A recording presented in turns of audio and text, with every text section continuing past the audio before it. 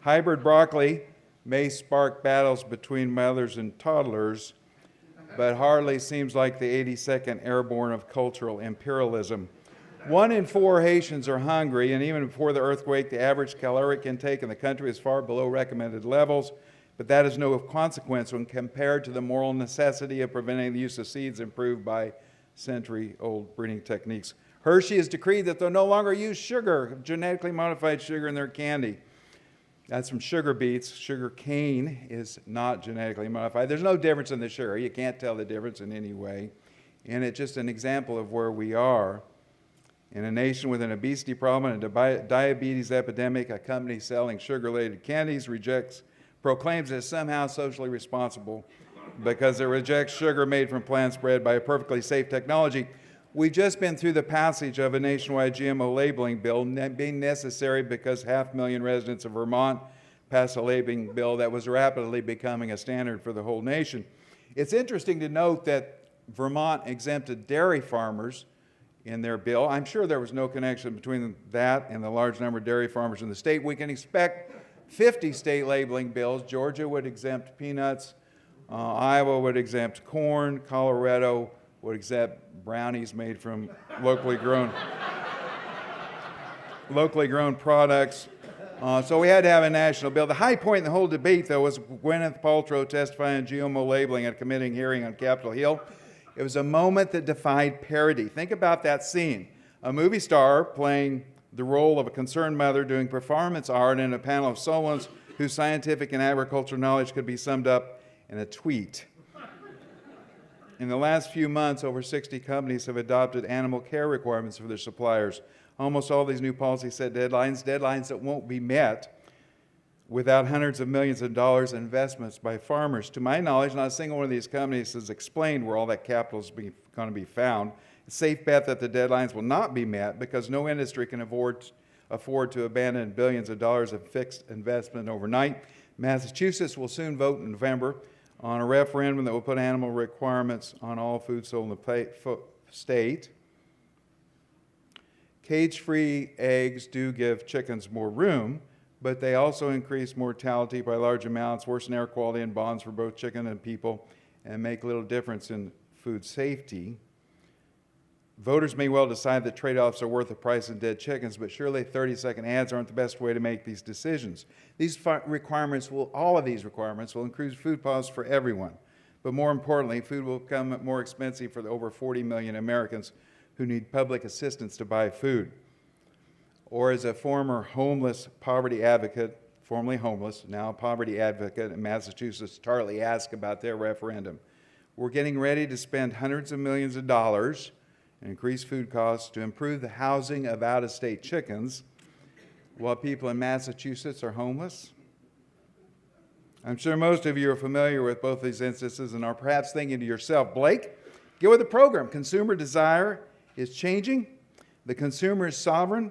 You are living in the past. By now, you should know that the customer is always right.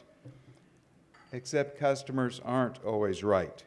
They aren't right when their fear of vaccinations expose my grandchildren to diseases long under control. They aren't right when their hankering for farm nostalgia increases hunger and harms the lives of billions of people around the world. They weren't right when they decided the Procter & Gamble trademark was a sign of Satan. Now, today's company would react, I suppose, by having an exorcism, but that's not what Procter & Gamble did back in the day. They sued and famously won a $19 million judgment. Contrast this to my recent conversation with a General Mills executive defending that company's decision to make Cheerios less nutritious by removing vitamins derived from genetic engineering. She said, we're going to lose the brand.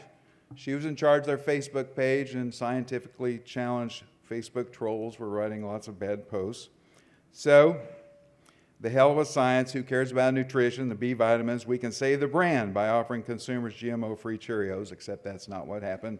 The trajectory of sales of Cheerios has remained the same after the change. California legislature recently passed a law to cut methane emissions from livestock production.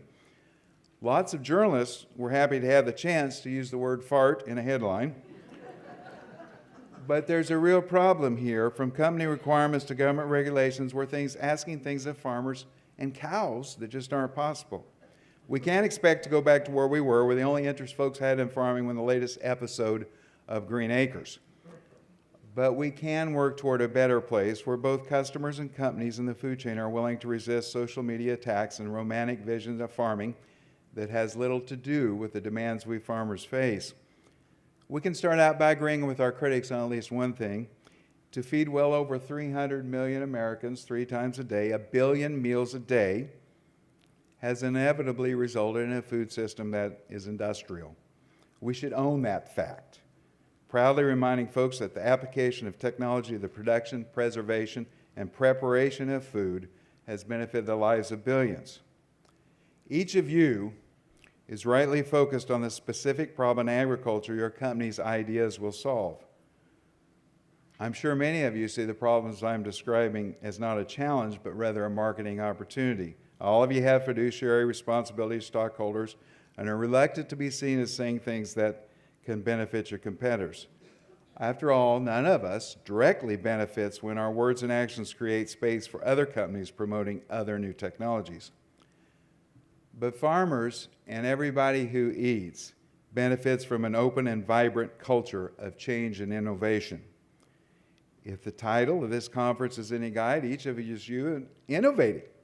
Every new product discussed here will change agriculture in some way. We in farming are desperate for those changes. We've got challenges from weeds, challenges from pests, challenges from regulators, and the necessity to double production in our lifetimes, using fewer resources than we use now. But what I've described here is a rejection of change, technology, even modernity in farming, a yearning for a simpler and more natural past, a past, by the way, that never existed. If we all ignore the reluctance to change farming while we concentrate on our own businesses, we will all lose, as will millions of consumers around the world. So as you invest in the future of your businesses, also invest in the ability of other companies to invent and disrupt and improve the world we live in. Invest in the freedom for agriculture to take advantage of the innovations you offer. I'm convinced that without a cultural change, agriculture will stagnate in an orgy of sentimentalism and fear. As I mentioned earlier, I'll head home this week to climb on a combine. We've got problems on our farm, as we always do. We need innovations that you can provide. We need better ways to capture, manage, utilize, and market our data. We need better ways to keep nutrients in place on our farm. We need to produce more with less use of fertilizer and fuel. We desperately need some way to control Roundup Ready weeds. But from each of you, what we really need is courage. Thank you for your kind attention. I look forward to answering any questions.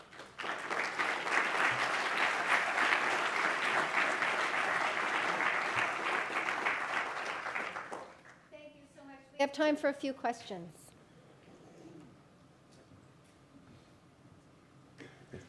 So, family farm, Sure. children and grandchildren who are part of the operation? From my dad, 2 brothers, 3 nephews, and 2 sons-in-law. And so, looking at the subsequent generations, would you think that their story would be the same as yours? Is it you know, varied in any way, you would think, systematically? Because you clearly are a good observer. What's your observation about that? Oh, I think that the challenges they face are going to be greater than I faced because of this culture that I've talked about. You know, we continue to increase the amount of land we can farm, and so we and all the rest of the farmers in our area are in it's a very competitive environment for access to land. So you know, but then that's the story since 1930, I guess. So we'll continue. But we've diversified into a greenhouse business, which is able to us to intensify our production. That helps as well. Yes. One more question. What types of things are you guys doing as a farm bureau to essentially educate the consumer that farmers aren't necessarily all working for Monsanto? I think there's this misconception that every farmer is somehow like embedded in the chemical companies when in fact, you know, you have to make your own decisions. Is that a perception that you see? Because that's often the question I get. It's like, oh, the farmers are working for Monsanto. It's like, the farmer doesn't want to buy anything that they don't have to because it's expensive Yeah, it's interesting if you're going to say the things that people say about agriculture, then family farmers have, we got street creds, right? I mean, people still like farmers. And so it's very important for critics of agriculture to remove agency from farmers. That's the first thing that happens. We're tools of corporations. We're forced by competitive pressures to do these terrible things. We're just out there working for a wage. And so one of the things that we have to do, we do both as a farmerization, I try to do when I speak, is reclaim that agency. I have the ability to evaluate alternatives. I have the ability to make decisions. I have the ability to, I have a moral structure that I use in making those decisions. Farmers have to reclaim agency. But what I gave here was a challenge, because I tell you what farmers feel like a lot of times is that we're alone in this fight. We feel like we're alone in this fight. And when we get into an initiative petition or a public issue and we go to our industry friends and ask for funding or ask for statements, we're going to learn about crickets later on. That's what we get is crickets. And when I've had and I won't mention the land grant university, but when I've had the chance to reach out to land grants to get people to talk about biotechnology, they're not interested. It's controversial. So there you go. So we can lead that fight, but we need the scientific credibility that the people in this room can bring, and to be honest, we need the funding as well, and we're not getting that. There you go. Yes. One more, yeah. Where do you think the next generation of farmers is coming from? I mean, we always hear about the demographic pressures on the average farmer is 59 years old, this, that, and the other. Is there kind of a part of that that is not getting this message across? First off, I would say that 59 is the prime of life.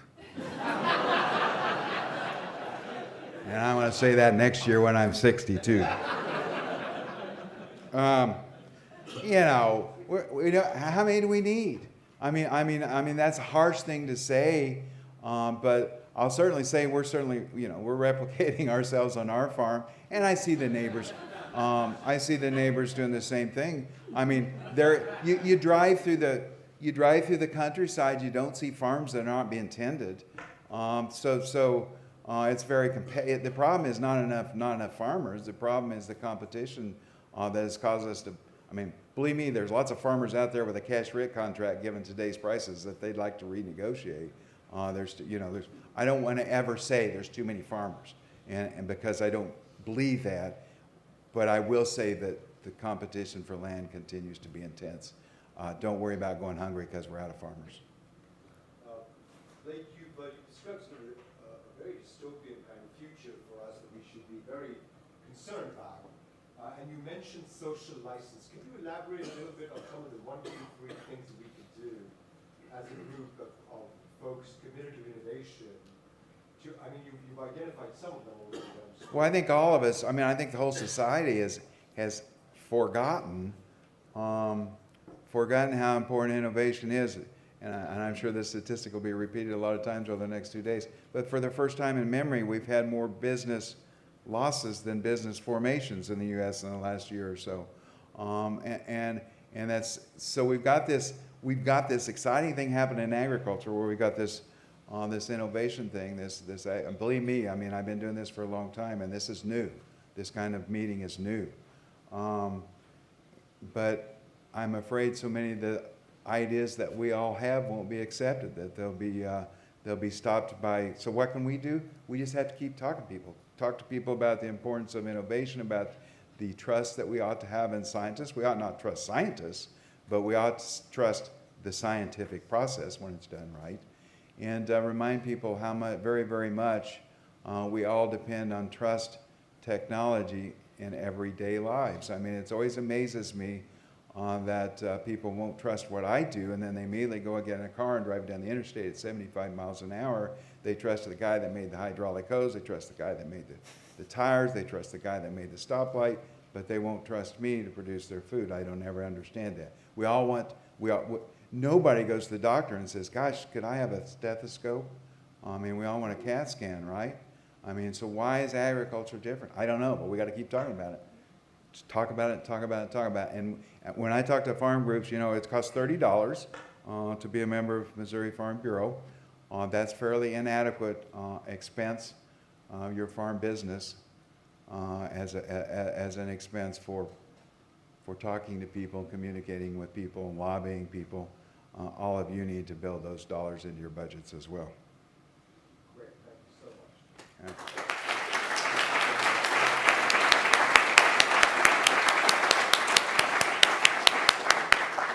Thank you so much, Blake, for challenging us to have courage and to keep communicating.